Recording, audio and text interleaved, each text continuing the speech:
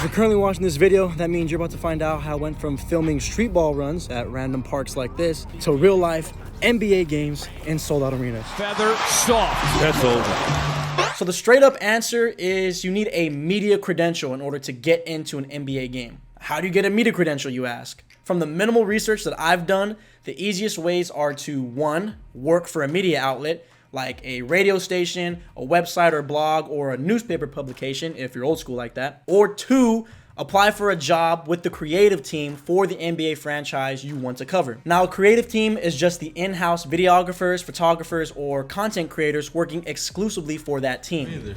You can't swim? Oh, you got hood tendencies, man. You can apply through LinkedIn or by looking for videography or photography positions through the team website.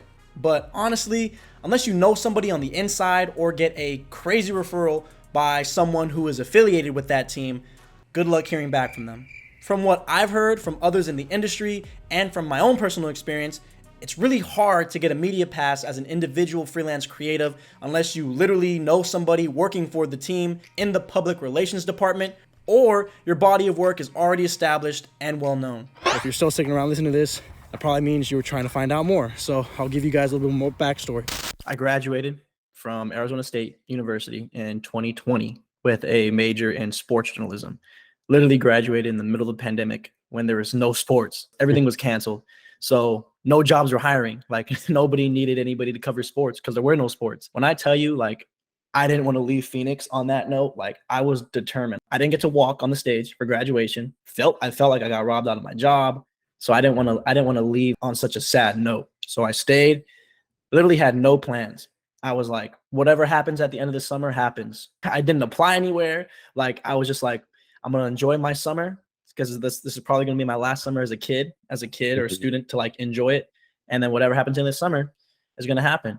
Long story short, at the school, like I did a senior project. It was like an end of semester project called the Enterprise Story. And you do a story on somebody interesting. I had done mine on a local influencer, I guess you can say, Kenny Dobbs. Kenny Dobbs, international slam dunk champion. There we go. He saw that I was like into videography and broadcast and all that stuff. So he was like, man, after you graduate, if you ain't got nothing going on, hit me up. So he hits me up in July. This is like a few months after I graduated. And he's like, hey man, I'm about to start taking content creation seriously. I'm about to start building up my YouTube channel, my Instagram pages. Like I got some big things in the works. If you want to join the team, now would be the time. I had literally nothing else going on. Like who was I to say no or deny that? So I kind of took that leap of faith. I became partners with him and we started traveling around and filming basketball games. I was in California like every weekend, just filming street ball games.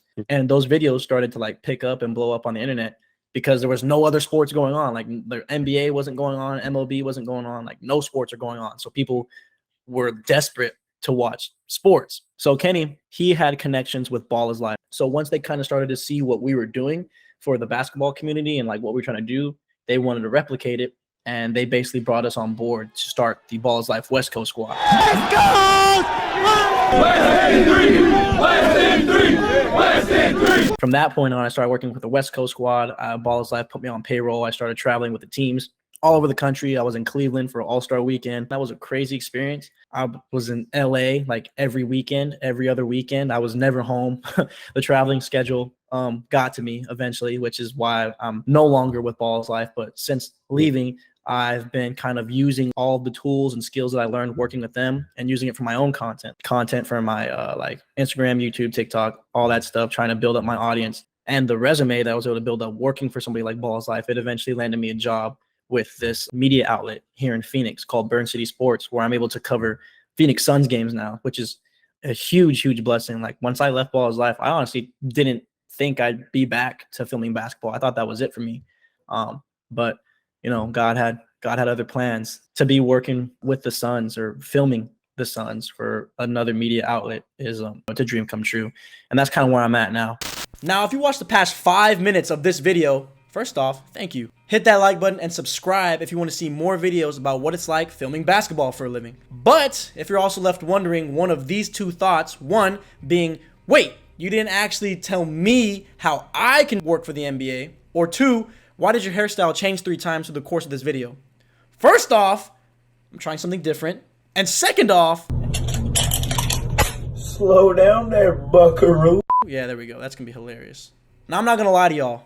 Getting qualified to record in an NBA arena is tough. First, not only do you have to take the time to learn the skills to pay the bills, which is filming, editing, and people skills, just to name a few, you also have to have credibility, aka experience. There are tons of outlets dying to cover NBA games, and even more videographers and individuals. These teams don't care about your aspirations or how long you've been a fan of the team or how you can offer them videos and photos for free. Nowadays, it's all in-house.